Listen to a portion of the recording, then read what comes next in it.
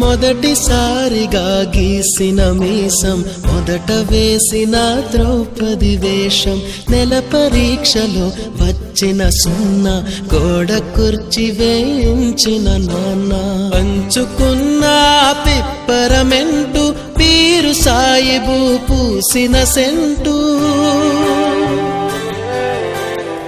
చెడుగుడాటలో గెలిచిన కప్పు, షావుకారుకెగ వేసిన అప్పు, మొదటి ముద్దులో తెలియని తనము, మొదటి ప్రేమలో తీయందనము